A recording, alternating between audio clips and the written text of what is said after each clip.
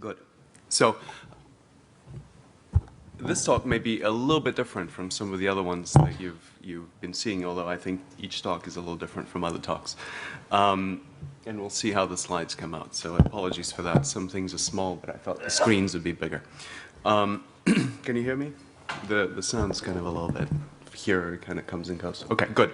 So as Imran started to tell you, this is actually work by a group of people from different disciplines. This is the kind of thing that we do at the Santa Fe Institute. And the idea is really to ask, we have fun in science by trying to ask some of the hardest questions, some of the most interesting questions in science, and trying to find ways, sometimes non-conventional ways, to start to answer them. So cities are special today for several reasons. First, there's sort of one of the age-old problems of why is it that humans tend to congregate on these large ensembles, and what is it that we do there? But and so these questions have been around certainly since the very beginning of any rational thought that we have a record for. But at the same time, what's making it possible? I hear some feedback. Sorry, that's a little bit annoying. What's making it possible is one of the themes of this conference, namely the fact that it's only been maybe in the last 10 years, you can open an exception there for one or two nations, where we've started having data on cities, on not just one city, but on systems of cities around the world. And especially it's becoming interesting to look at cities in places that are developing very fast, where in some sense we have the most direct indications of what cities are and why they grow and why they might decay. And so that's the sort of problems I'm interested in, and I'll try to show you how we go about thinking about them. And in showing you that, hopefully there'll be some interesting lessons as to how data and analysis of data contributes to sort of create meaning. That's really what we're after. And at the same time, how that really might bring important lessons for how we think about the way we live and perhaps who we are as humans. So perhaps so the slides may show up decently, but we'll see. So this is one famous photograph of Landsat satellite. This I think is from 1997, and there's a series of this for the whole world about, and it's basically the world at night. You just see where humans are in the sense that they use lighting to light up essentially their cities and their infrastructure. And so what you see obviously is that there are, so it's North America obviously, though there are in the US and Canada maybe 350 million people, they're all very concentrated. They're concentrated on just a few urban centers. And there's a lot of empty space obviously. And this is true of everywhere, of Europe, increasingly of Asia and Africa, and it's already true also of Latin America. So why is it that we choose to live like this? If this has happened spontaneously, and it's probably the greatest human movement and natural movement that ever happened in biology throughout its, the eons of evolution. Why is this happening? What is it that brings people together? And what is it that sometimes also brings us apart? So the numbers are really quite staggering. You probably have seen this. This is sort of the fodder of many reports, and some more political, some more perhaps sociological. But here's one example. This is a report for the IMF, and it's just basically saying something that you might have heard, that probably in 2007, 2008, we don't know exactly because the numbers for many developing nations are not very well known, humanity became more than 50% urban. That's mostly because Asia started urbanizing very quickly in the last couple of decades. China is just about to crossing the threshold, and many other nations like India and nations in Africa are becoming very urbanized. This happens now against the, in a way that is very reminiscent to the first great wave of urbanization that happened during the Industrial Revolution. And so one of the reasons why I was excited when Imran invited me to come here is that I had never been to Manchester, and it's obviously one of the icons of what happened in the first wave and what happens after. So I was very interested to be here and see how the city's doing and have sort of a first-hand experience of what it might have looked like before. So So the question is, why are all these curves going up? Why is this such a pervasive force? What's happening in China is very different from what's happening in Africa. For example, China is going through a more or less classical industrial revolution with today's technology, not 150 years ago, but still an industrial evolution. Whereas when you look at Europe, or North America, or you look at Africa, cities are driven by very different economic forces. Ethnically, they're very different. The waves of migration, the connections are very different, but yet people choose to come together. So why does this happen? So what you see, one of the great puzzles that's still unexplained, but it's obvious, is that if you're interested in cities, I guess many of you are, the great mystery is the mystery of migration. Why is it that most people that come to cities only grow when cities grow explosively. That was true of Manchester 150 years ago or before that, and it's true now of cities in China or India. Cities grow through migration. There may be larger growth rates due to births. This is actually fairly uncommon, but when a city grows explosively, it grows because people come, and these people are in vast numbers basically people that choose to stop pursuing a livelihood of subsistence agriculture and become urban dwellers looking for jobs. So the question is, why is it that people leave their urban environments, usually urban subsistence, and choose a life in cities that, at least today, when we look around the world, when we don't look at developed nations, but if you looked at developed nations 150 years ago, you'd have exactly the same picture, that you would see that people choose to live in what looks like squalor and urban poverty. And so this is one of the questions that has been most misunderstood in all the social sciences and economics. There is a sense in which billions of people today prefer a life of opportunity and sacrifice, in some cases, in large urban centers as compared to a life of subsistence agriculture. And in some sense, what we understand, a lot of it from ethnographic studies, is that they choose to do this because of a sense of opportunity. That if they stay in the countryside, there's a sense that nothing will happen, and probably, in many cases, you're isolated, so you're not connected. This is a little bit changing with technologies, but the fact is it's not changing fast enough, and it's probably any change that can happen there is slower than what you can experience in an urban center. And at the same time, what you find is that people in cities are actually very well connected. They're connected by necessity, of course. They're connected by traditional networks that have to do with their places of origin, their ethnicity, but increasingly they're also connected through new technology like cell phones and other things that we can start to measure. So there's a sense in which what people are looking for is change, both for them and for subsequent generations.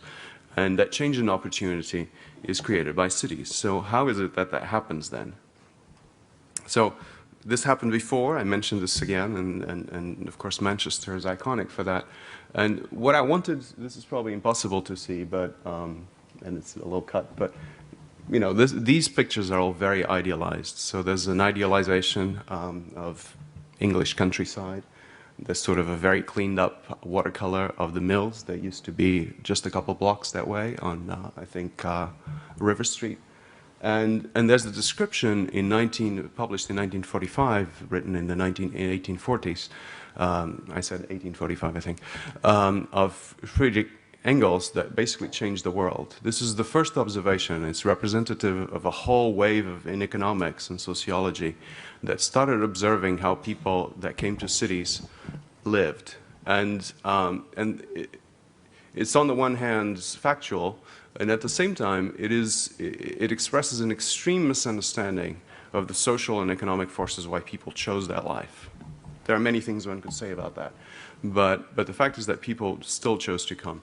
And basically this is the idea that cities, though they realized certain economic forces that were perceived not to be in everyone's interest, that these created conditions of life, of social life, that were pathological, that basically led to poverty, squalor, and many other social conditions, and that this was something to be avoided. And I'll come back to this later, because while some of that was obviously true, it is confronting those problems in cities that led to many of the processes that we understand as development in human societies. So But that sort of first wave of observations, of studies, which were not quite completely scientific, gave birth to much of economics, to sociology, and also to political movements that, of course, changed the 20th century. It's a great question as we look at the world today, when the movements of people are on a scale that's much larger than what happened 150 years ago in now developed nations, to wonder what might happen. And I'll come back to that towards the end. So the real question, so this is all things that you probably have known, but the real question then is, what are cities? You know, what is it that they're doing that is so attractive to humans universally through time when the conditions are right, and also throughout every nation, although each city is doing different things. So, you know, one answer, just to go back to the very beginning of our written record, is due to the debate between these two gentlemen, Plato and Aristotle, and they were just trying to understand in that time. In that time, remember, there were very few nations as we understand them today. Every nation was a city. And so Plato, of course, as usual, wrote very ideologically about things. And Aristotle was more interesting. He was more of a biologist, of course. And so he was somebody who was trying to classify all the kinds of systems of governments and social systems that you could see in cities around mostly Greece and the Greek world back then. And he concluded, after looking at all these different cities, including places like Sparta, were very iconic and were basically a Nazi state of a sort, a dystopia of a sort, and his own, the place where he lived, Athens, though he never became a citizen. And so he basically concluded this grand statement that you see as the beginning of almost every book in political philosophy and political science, which is that he said men, the Greek word is actually human, is by nature a political animal. And more so, I added it a little bit, than bees and any other gregarious animals. So mark the words, though, because political, of course, you know where it comes from. It means polis. It comes from polis, from the city. So what it means is that basically he goes on to say that essentially it's only in the city that the potential of every human is realized by our own interdependence and exchange. And so that's telling you something, but of course it's a little bit circular. But it became iconic and the origin of many analogies. So for a long time we thought of what cities are in terms of biological analogies. And there are many such analogies, from organisms to social colonies with animals. So for example, here's an ant colony. And the question is then, is this fundamentally different from a human large city? And of course, this also exposes an interesting other theme, which is that, of course it is in form, okay, but form should really not be the answer. Maybe this is just bigger, okay, maybe it has new technology. But the question really is this just basically an overgrown anthill of a sort, or is there something fundamentally different? And the answer, as you will see, is that there is something fundamentally different, something that's, as far as we can tell, uniquely human, and that we invented. So this is one of the first things that will tell you that there's something special about what we came up with, sort of as a species. So I'll show you several of these. These may be a little bit hard to see, but hopefully not, but I'll tell you what they mean. So what you see here is just a plot of, let's see if I go here, it may help, of per capita biomass production. So this is basically the currency of biology. It just means how productive a biological system is if you're producing essentially biomass. It means you need to convert energy into your own biomass.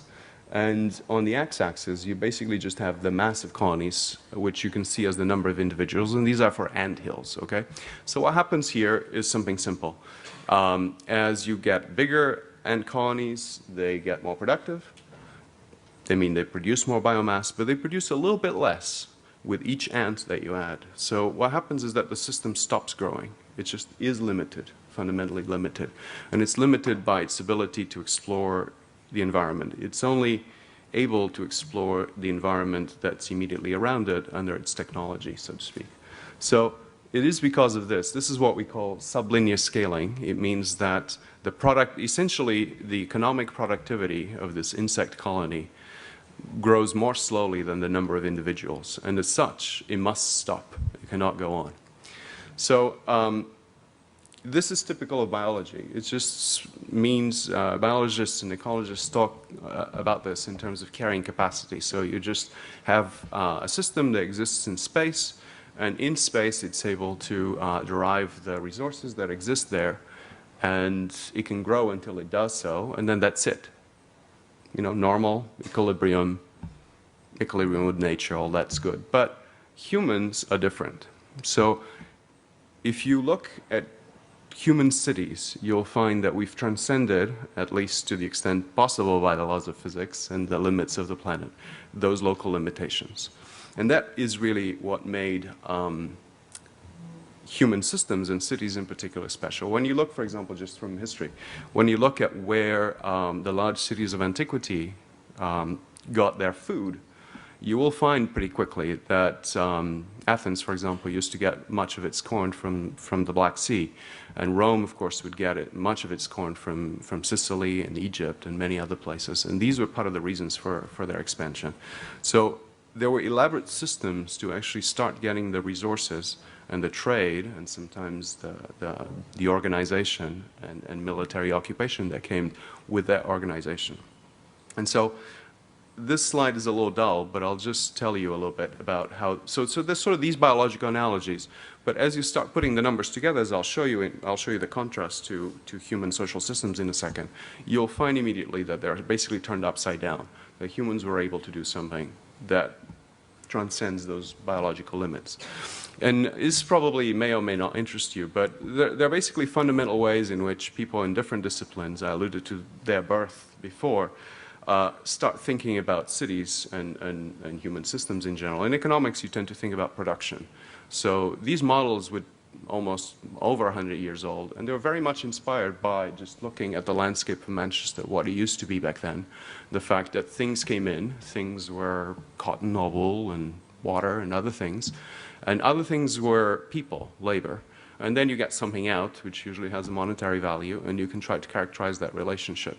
But this misses much of the point about why people are there in the first place, and how is it that technology changes, which in the end is really the engine by which cities are able to continue to find resources and find new ways of creating them and creating new ideas that are able to have the system continue. In sociology, the emphasis tends to be on this. You see a lot of this now in technology, you know, sort of on steroids, so to speak, which is that we create all these networks of things that are connected, usually across a few dimensions that we can measure, Twitter or some, you know, Flickr, something like that, some sort of relationships that are measurable through technology, perhaps cell phones. But in some sense, that is telling you about certain kinds of interactions, but it's not capturing, on the one hand, the whole realm of our interactions. It's not capturing typically our intentionality. In any case, there are several interesting insights from sociology that come back. I'll come back to some of them. But one of them is that when you, in modern sociology, it's more classical sociology, one of the things you find is that when you try to look at how people are connected, despite, you know, what I see around in this room, what you find is that most people really don't like to live around people that are very different from them. This is typical of the recent American experience, where cities became much more, people became much more mobile in cities, due mostly to large infrastructural projects of building roads and things.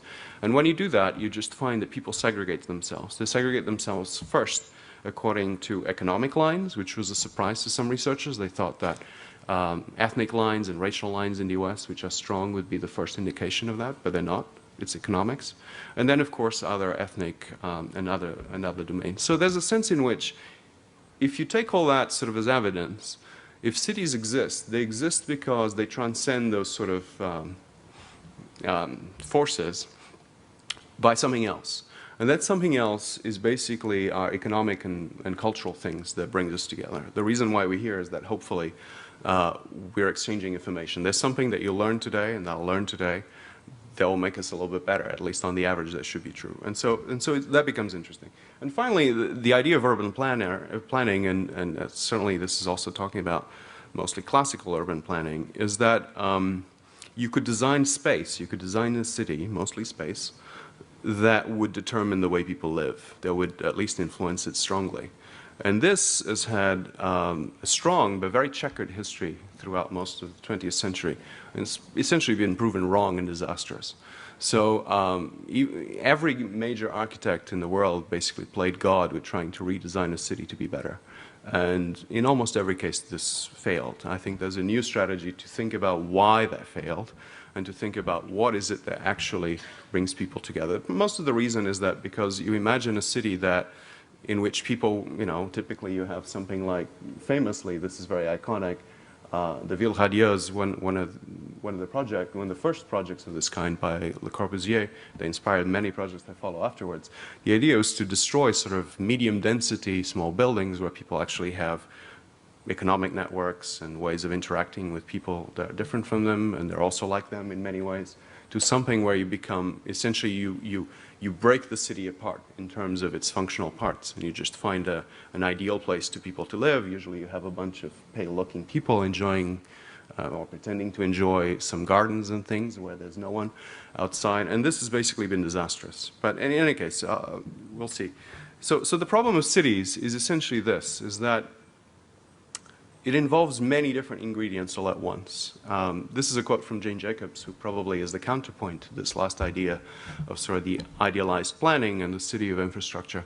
And she was writing in the late 50s and the early 60s. She was not an academic, but she became very influential in the way, particularly now, today, as we move away from this sort of deterministic design of cities, we try to understand sort of small neighborhoods and that sort of interaction. But she lived in the East Village in New York.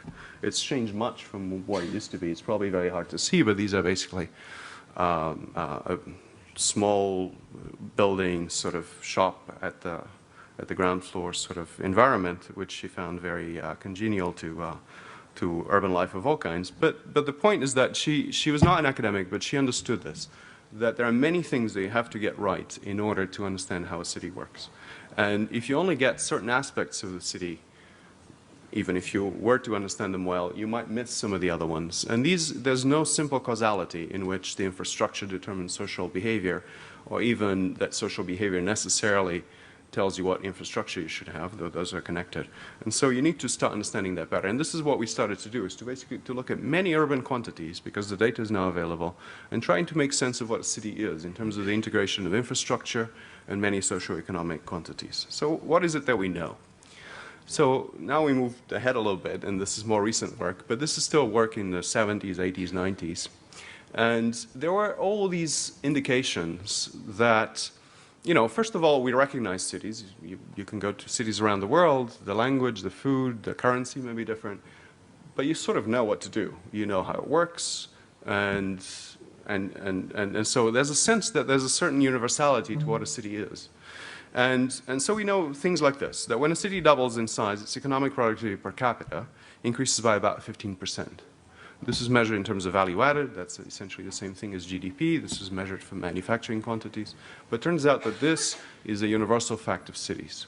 So larger cities are more productive per capita. And this is sort of the upside down of what I showed you for the ant colony. This tells you that cities do some sort of magic that allows you to actually grow and be more productive at the same time. So the other thing you also see, this is pretty universal, is that when you double the size of a city, you basically get about the same amount, 15, 16, between 10 and 20% increase on a per capita incidence of violent crime. So what do these things have to do with each other? Well, they're made by people together, but this is part of the puzzle. When you look at many of these urban quantities, as you will see, almost everything that's socioeconomic gets amplified, gets sped up. And when you see that, you'll just start understanding that what cities do is to promote interactions between people, both good and bad.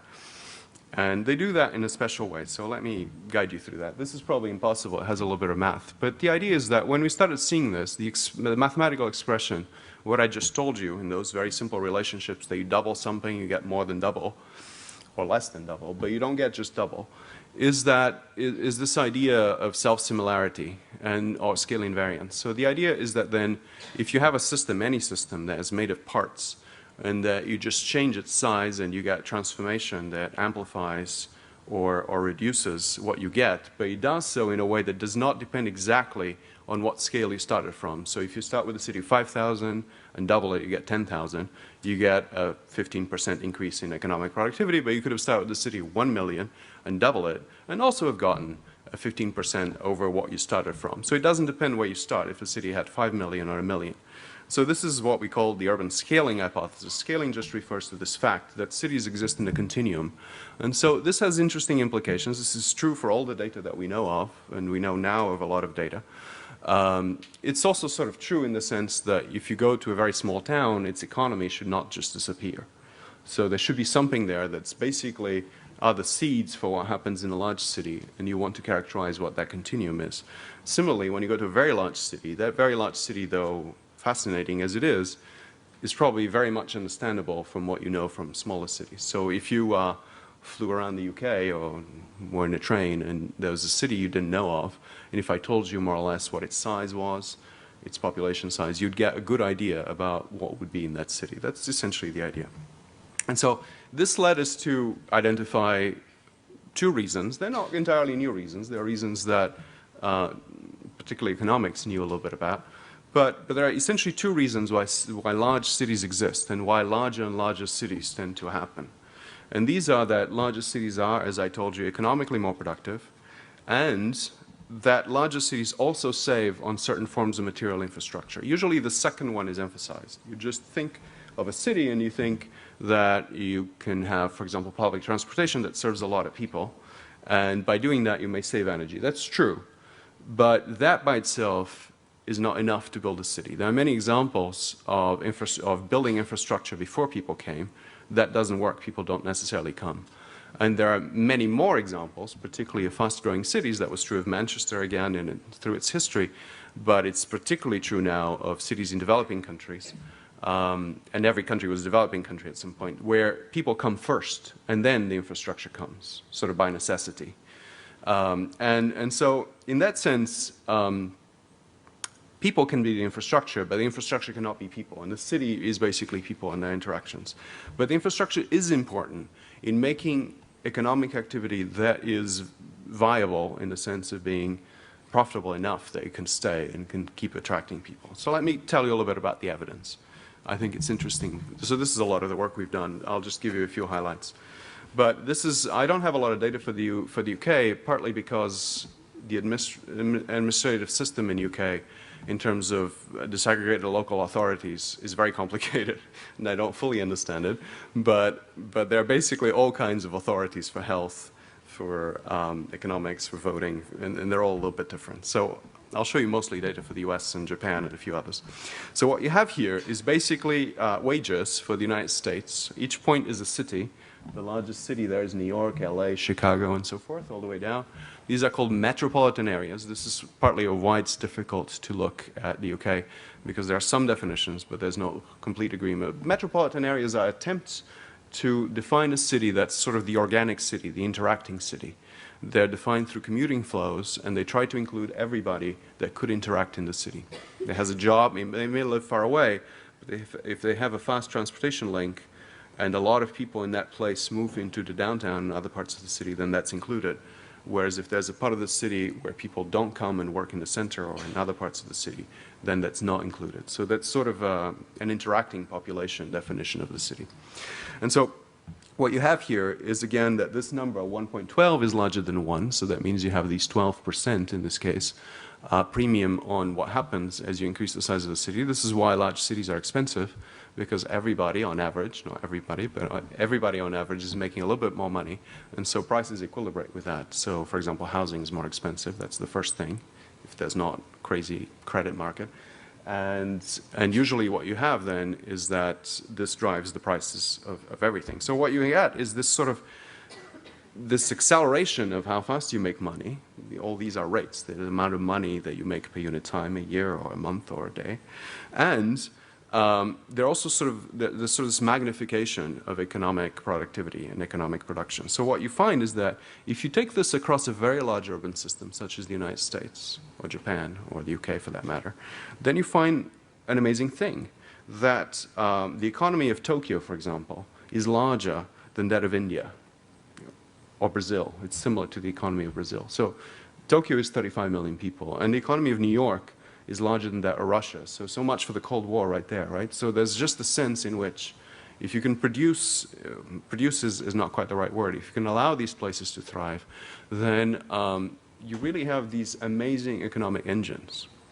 And they have certain advantages and disadvantages for sure, but this is their essential character. And it's basically one of the most important issues of what cities do. And in Japan, you see something similar. The number is 1.10, but you get these 10% premium again and so forth. The green dots, if you can see them, are provinces, and that has to do with the units of analysis.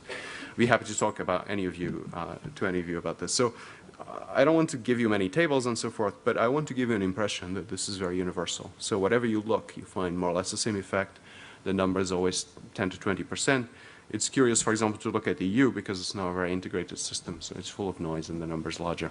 But that's because it's dominated by sort of large countries that have large cities like the UK and France, where these cities are quite rich compared to countries that have smaller cities. But in any case, that's less important. You always see this number between 10 and 20%, whatever you look. You can look at China, where the level of development at present is very different, and the set of economic activities are very different from what happens, for example, in the United States or in Britain. And you can look at Brazil, where, again, the level of development is different, but also the composition of economic productivity is very different. It's not essentially a country going over an industrial revolution. It's a country that depends a lot on services and on natural resources. So whatever you look, you find this effect. And this is sort of a law. We sort of call it a law. It's an empirical law. It's something that we're working to understand exactly why these 10 over 1, so 1.10, come from. But it's basically something that you observe over time. This is personal income in the United States. The fact that all those colors fall in the same line is what's telling you that's universal, essentially. And it's from 1969 to 2008. So it doesn't really matter. So you have to adjust for the baseline. So what happens is that the nation as a whole is changing its wealth. There's inflation, there's economic growth, and all kinds of things. But the relationship between what you expect in the largest city versus the smallest city is the same. And this is also true across nations. So what you have here is China, Brazil, Germany, and the US. And you find essentially the same relationships. We were a little bit bothered. You probably cannot see very well. You can see these points. Those are very large. Those are very large Chinese cities, Shanghai and Beijing.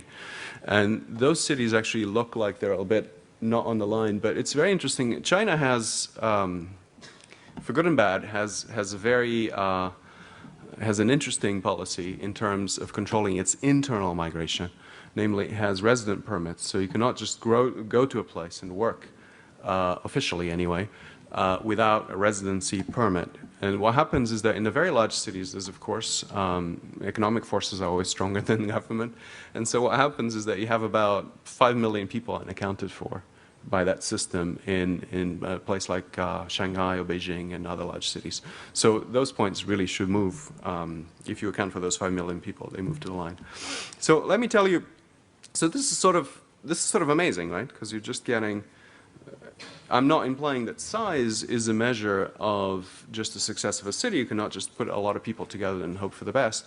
But the fact is, if a place is large, it usually means that it was able to realize a whole history and a whole integration of economic activities that allowed it this sort of increases in productivity. Those increases in productivity, as I'll say a little bit towards the end, are predicated, of course, on a whole urban system where you, increasingly in the history of Britain, but also nowadays, in terms of international relations, where you exchange also agricultural products, raw materials, etc., with other places. And these things, and it's also predicated on the efficiencies in which we extract this. And I'll come back to that in a second, and so let me not yet talk about that. So the other thing you see is sort of the development of infrastructure. I told you there was savings in infrastructure. This is sort of something that's much more tangible, and I think we all have a feeling for. But it's interesting to measure it, because in some sense, these are the mirror effects of each other. And it's the fact that there are certain very general physical things that are happening to the city that allow you to save in infrastructure. So on the one hand, people want to be together, so they're denser. And it's because they're denser that you can start servicing them with economies of scale. So most of what you find is savings in material infrastructure, things like the length of roads, the length of pipes, the length of wires, and as I'll show you a little bit, transportation and carbon emissions. So this is data for Germany. And it's, I like to show this data set because it's very interesting because it has a bunch of things happening all at the same time.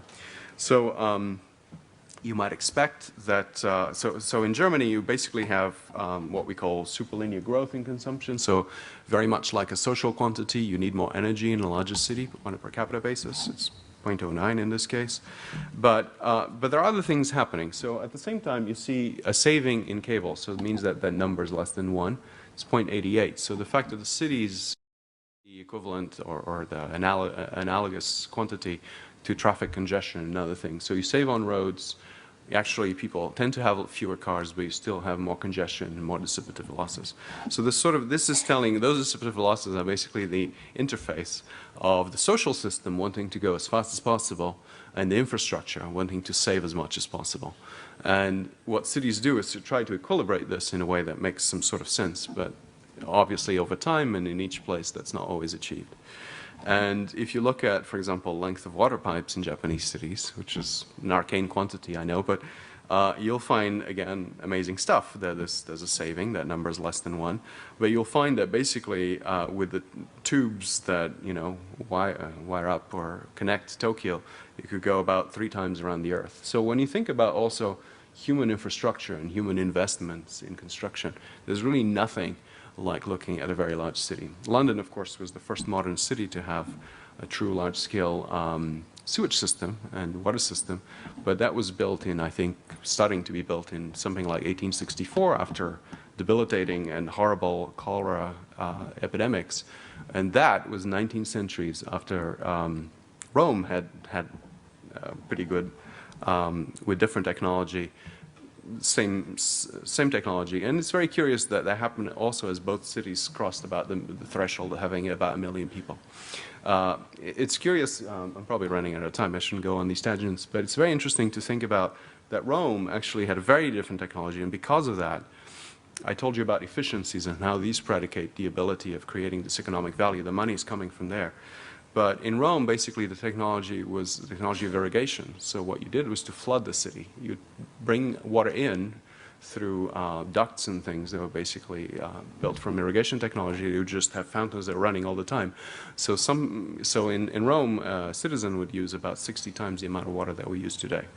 And that's the kind of thing that you find throughout the development of cities in history, is that with lighting technology, with water, with all kinds of things, all these things are being really, I mean, you really have to look at historical time to see these big changes.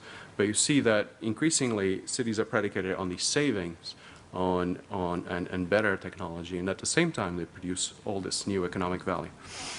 So the other thing that happens is that these increases in social interaction are creating also potentials for violence. So we're now starting to study the long-term evolution of violence in cities. Again, as you might imagine, this is something for which there's not a lot of data, and the data is not always reliable. But there's some data that's becoming to be reliable, and we have now a student who's looking at several countries in Latin America. He's from Colombia, where the history of cities is very much involved with organized crime and changes of that. But what you find in established cities, urban systems, is that larger cities just have more crime.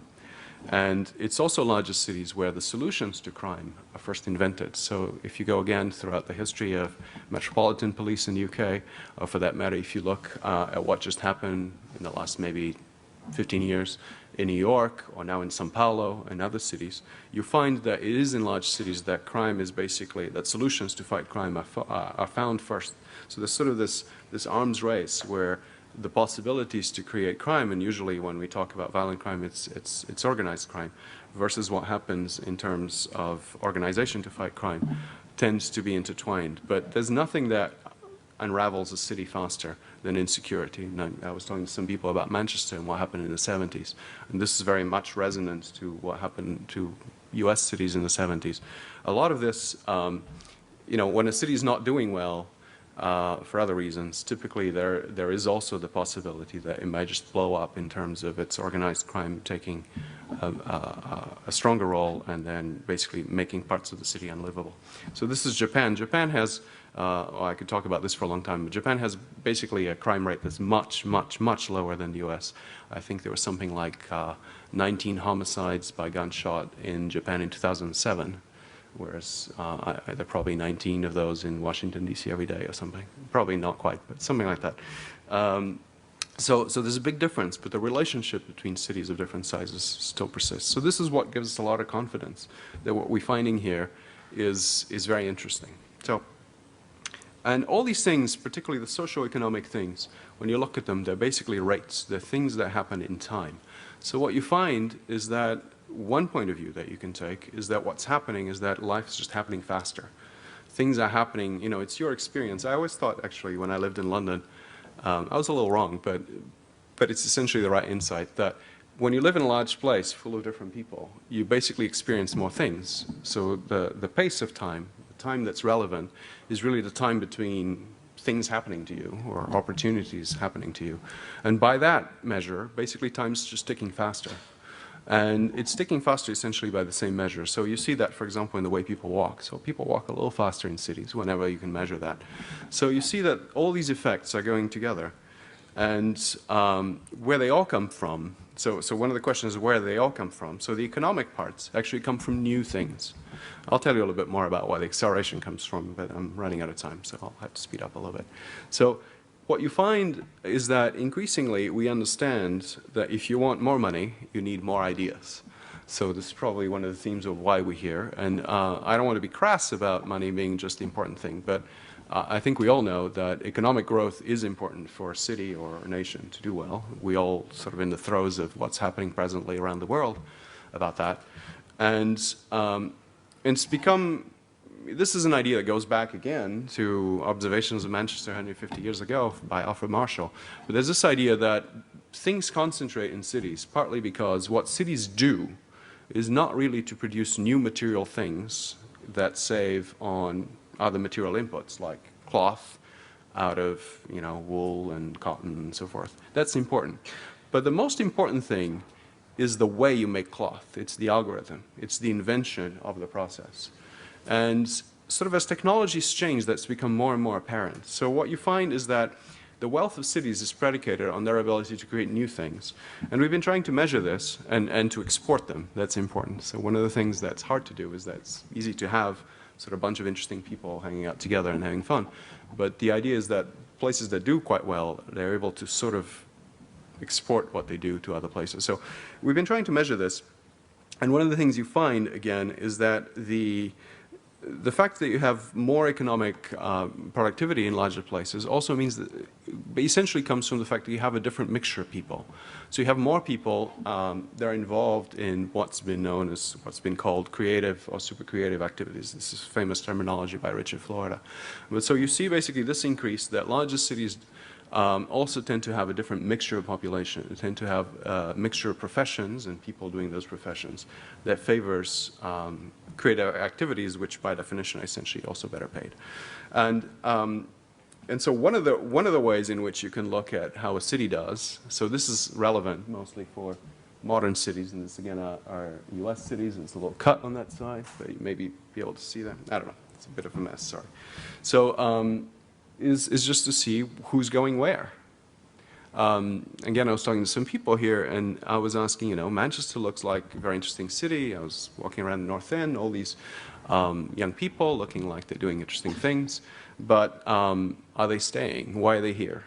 Why are you all here if you live in Manchester? Why not in London or in Berlin or somewhere else? Okay, we've heard of people that were in Berlin. Well, so you can actually tell, even without doing any science, forget about it, you can just tell how well the city's doing by who's coming and who's going, who is it attracting, and who is leaving the city. So these are for US cities, and there's a curious group of people that the American US Census Bureau calls young, single, and educated. And you can just see where they go. And this is just for the largest cities in the US. So for example, San Francisco does very well. It's one of the richest, most innovative places in the US. It does well partly because it has its own monoculture, not quite a monoculture, but it's quite specialized, especially Silicon Valley, on computer industry and web industry and so forth, which is the modern version of what is the most productive activity. And then you look at Detroit, and basically you see it's not holding on to the people that are coming in. You look at places like Boston, who are doing well, and it's one of the poster children of how well cities are doing in the U.S., and you find a big turnover. The point is that there's a huge turnover of people, always. And the interesting part is it positive or negative? Places like Pittsburgh, places perhaps like Manchester, from what some people have told me, are places that have good universities, that attract many people that want to come here and for a while anyway, and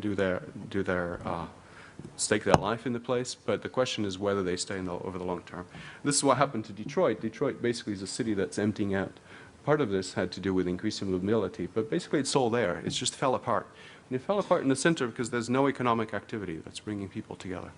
So you see this a lot. We're trying to develop models that do this, that basically take into account now the spatial parts of the city and the forces that are able to bring people together, namely things like economic activity and other things like schools and cultural activity, and also then the mobility that people have. So what happened in Detroit is that these people in the suburbs in blue are basically able to benefit from the city during the day and then to leave the city at night. And this is increasingly happening to cities, I think.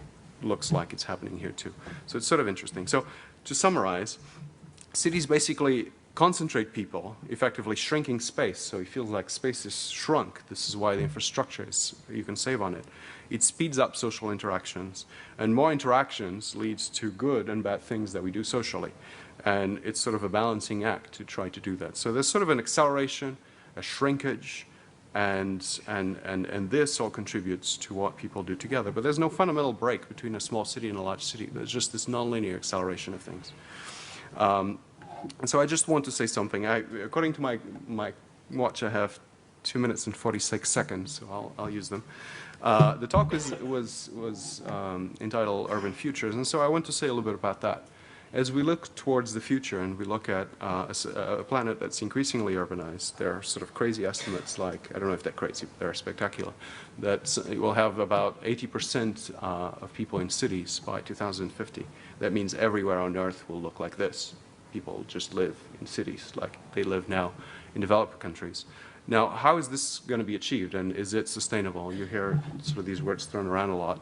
And if you look at history and if you look at the numbers and the kind of studies that we're doing that I showed you, what you find is that there are things that are sort of, I'm not saying that they're done and they're easy, but there are things that we know how to do, like efficiencies in agriculture and other forms of basic materials. This is what's happening in the developing world. Part of the reason why prices are so high now for food is that there's an increasing urban population that even in developing countries has more purchasing power. There's also, and there are fewer people farming, so there's going to have to be sort of a long overdue green revolution in some developing nations in the countryside, but that hasn't happened yet. But it's starting to happen, but there's a lag now. And there's the fact that some of this agriculture is being diverted to energy, and that's sort of the third point. Like in the US, much of the corn is now being diverted to ethanol to running cars, because that's so expensive. But that means that some food is not there. But all this is sort of we know how to do, and we need to find how to exploit these energies. But there's the sense that security and development is still the hardest problem. So I just want to show you some of these. So the answer seems not to be, since you're designers, and many of you are, the answer may not be sort of to design a city that's an ideal city. This is Henry Ford's vision of it. It's a city that basically eliminates dense neighborhoods and creates something idealized. And you got, this is really ominous one. It's basically a city against a nuclear war, so it has all kinds of design where people can escape and not be totally bombed. So it's very low density. And this is sort of the history of New York and US, but I think also Britain, in terms of just creating cities where people can escape from. And this is done in some sense from the inside out by building road infrastructure. This was never built, but this is why Jane Jacobs and Robert Moses had sort of an intellectual confrontation as to what a city should be. The other thing is that if you look at revolutions, uprisings, this always happens in cities. The French Revolution, the Iranian Revolution, the Russian Revolution, you name it. They were all basically expectations of people coming to cities that were unfulfilled, at least in the short term. There are a lot of people that lived and a very, that's my time. So the question is, how are you going to deliver that in places that have either a lot of immigration in developing countries, or how is it that developed countries are going to deal with the immigration that they do get, which is beneficial ultimately, but still creates a lot of tensions. That problem, though there are solutions in history and there are ways in which one can see the benefits of those processes, it's still very hard to deal with. And finally, I just want to say, and I'll just flash a couple slides about energy use and some of the work we're doing recently. Namely, if you look at the problems of nations in terms of sustainability, this is a measure of human ecological footprint by nation, and the UK is that arrow there. You'll find that the biggest problem is CO2 emissions at the moment. So this is the way we use and derive energy. It's that purple bar there. You basically see that if that big purple bar would go away, the UK would be almost sustainable, and that's true of almost every nation. And so when you look at cities, you can there's increasingly new data on CO2 emissions, and which basically are measures of energy use in several sectors in cities. This is just starting to come up, and it is very rough. But what you find is basically the same sort of savings that you find in infrastructure, particularly in transportation. So cities, in some sense, you have that feeling. You just walk around, you take public transportation, you don't just drive. And the big difference really is that people have fewer cars in larger cities, and that is most of your energy budget in transportation, is to take people out of cars into cities. Now, there are a lot of policies to try to do that, and they tend not to be very efficient. But what you find is that just happens naturally in cities for two reasons. First, you can, because it's dense enough that you can walk around. And also at the same time, it's expensive to have a car. So it's just, cities in some sense are greener, and sort of one of the jokes that New York, New York really is the greenest place in the United States in terms of urban use, so of use of energy. So there's sort of a dichotomy there that's interesting, but where the savings and the greenness of cities in some sense is a byproduct of other things that happen.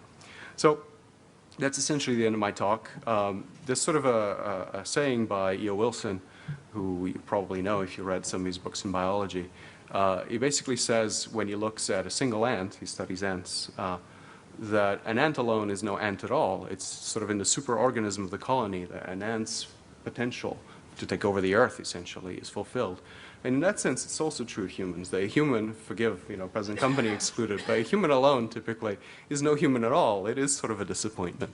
It is in looking at all the things we can do together that you really see the human potential. And that human potential is being fulfilled in cities and cities yet to come. So an urban world will be faster, will be more volatile in the sense that I mentioned. It will be more interesting in terms of new ideas and things produced. It will be less material because of the necessary savings in infrastructure and materials. So the question, so we'll feel a lot more like this potentially, but the question is, can this work in a sense of in the economic sense, in the sense of our personal happiness. So that's where I want to leave it. I just want to acknowledge my colleagues. Jose Lobo is an urban economist who's basically, it's impossible to see, but it's been very important in all this work. Debbie Stromsky is our expert on patents and innovation. Jeffrey West is somebody I work closely with, who brought many of the ideas from biology, and Hei-Jin Yoon is somebody who's a new postdoc, is working on this carbon emissions data recently. So some of the papers are there, et cetera. So thank you very much. Sorry for overrunning.